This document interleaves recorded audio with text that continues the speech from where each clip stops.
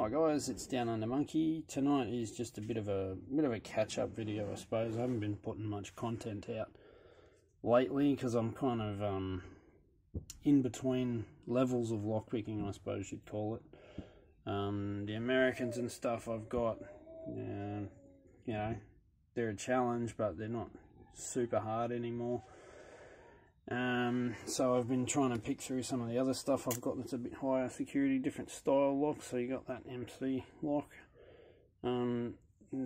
Just makes it difficult because it's got sliders as well as pins. So having a crack at that one, that's really annoying, but you know, it's all part of the fun of it, I suppose.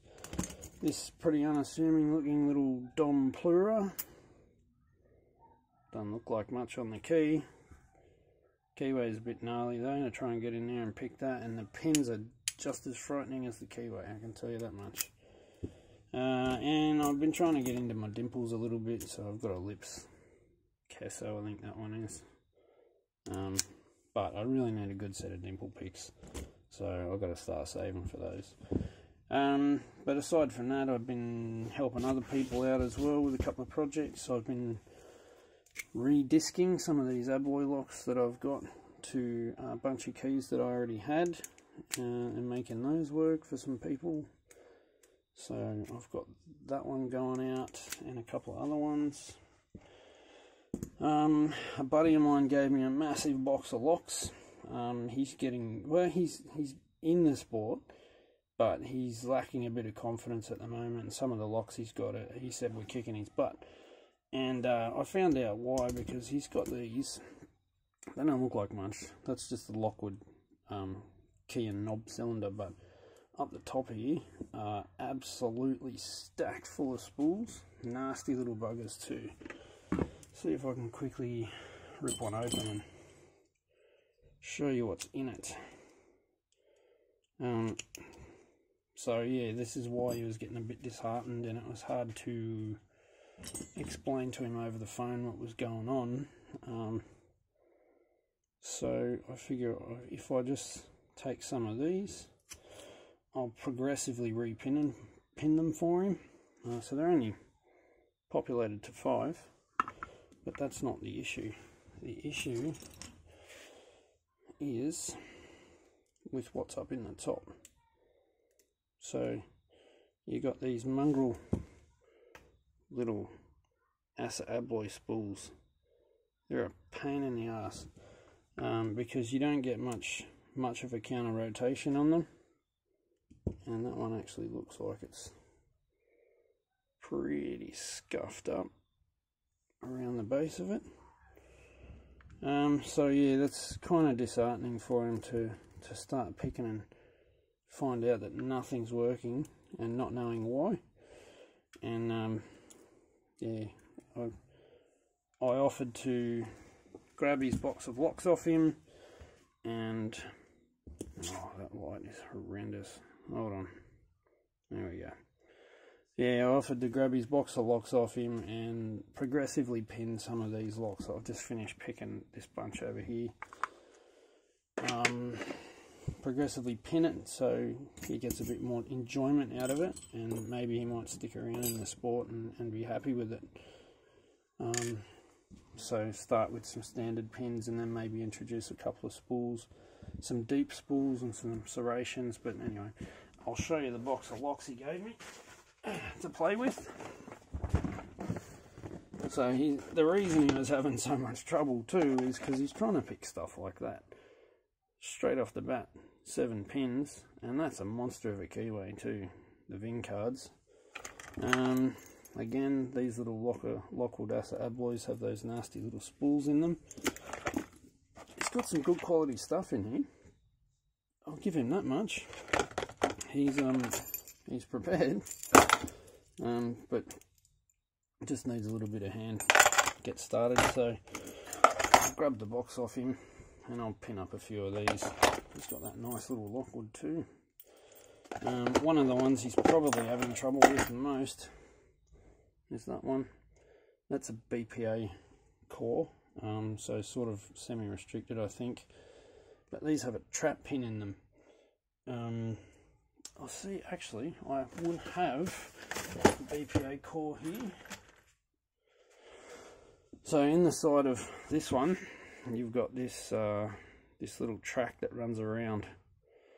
And what normally happens is in here, there's a pin, and in here, there's a spring that wraps right around the top there. Now the spring just hangs very slightly into the cylinder and traps that pin, obviously. When you put your key in, it actually pushes this pin out, pushes the spring back this way, and then those pins that pin is free to move. And you know, they're really interesting. I'll probably actually do a video on one of those coming up soon. There's two different styles, so you've got the one with the groove, and then you've got one with 6 grooves.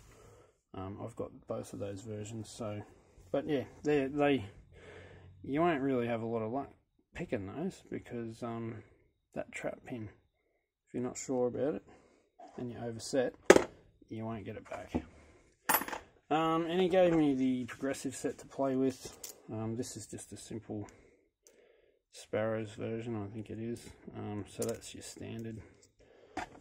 I've never used these before, so I'm actually quite excited to have a look at them. That one's got spools in it. Just shows you how the lock works. That one's got, I think they're chess pins or check pins, I can't remember what they're called. And some serrated, so he's got all the gear, he just needs a bit of help. So I offered to help him, and I think he's planning on working up into disc detainers as well. He's got a couple of those in there, some reasonable ones too. I've never seen that before, don't even know what that is. So yeah, that's a couple of the things I've been working on. He also gave me his half his set of picks to play with. So Sparrows in the middle, Peterson's rakes on the outside. The handles are pretty good on those. This profile's actually pretty good from Sparrows, I will admit. That's pretty good. That one's alright, but you need an in-between. So he's got a big and a small, but you need a medium. And some different tension bars. Top of the keyway is probably good. So aside from that, hope everyone's been staying safe and well, and picking away and looking after yourselves. I've got this. For any of those that don't know, I do automatic doors, gates and garage doors for a living. This is a key switch off an automatic door, just changes the mode. This is going to be turned into a community project that I'm going to be sending around when the postage is okay. I mean, it's okay, but I'd rather wait until I know everything's going to get there pretty quickly. So that'll be a community project. Keep your eye out for that one, because that's going to be a whole bunch of fun. And I'm going to make it light enough and cheap enough to be sent internationally as well, because I think it's only fair that everyone gets a go. I mean, it's good to have some stuff just in Australia, but it's good to have some stuff floating around the world as well. So yeah. Oh, Bilocks too. I've been getting stuck into my Bilocks lately. They're a whole different beast. Quite annoying, but anyway, I'm just learning, because I'm sort of at that point where Americans and Lockwoods and stuff like that, they're not easy, but I can overcome them with a bit of practice.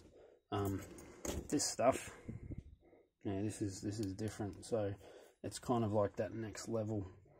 I'm having fun at the moment, and this next level up it's still fun, but I've got a lot of learning to do. A bit more finesse I've got to develop. What do you guys do when you're about to level up? I suppose, do you pull locks apart and progressively pin them and get better at them, or do you just go gung-ho into it and hope for the best? Do you get stressed out? What do you do when you get stressed out? Hopefully just put the lock down and walk away, but you know, maybe there's tips or tricks, or I don't know. I guess that's why we're all learning, and we're all part of the community, so we can sort of help each other out when we get stuck on things. So bit of a mishmash and a ramble about just anything and everything. I've got an idea for my 100 subscriber giveaway. That's coming up very soon. It's been a while, but you know, I just I actually lost the motivation to do it, but I'm starting to get the motivation back. And yeah, I'm going to do the 100 subscriber giveaway soon. Details will be coming up, and obviously there'll be prizes. You know me, I like to give stuff away, but I'm not going to tell you what the prizes are right this second, or the giveaway, but just know it's coming up, and I'll announce that shortly anyway. But anyway, stay safe and well, guys. I hope you've been picking stuff and having fun, and not driving each other too wild if you're in isolation. Just remember that being separate sometimes is actually a good idea, so you don't clash and get angry at each other. So just be nice to each other, and stay safe, and catch you on the next video. Take care, guys. See you later.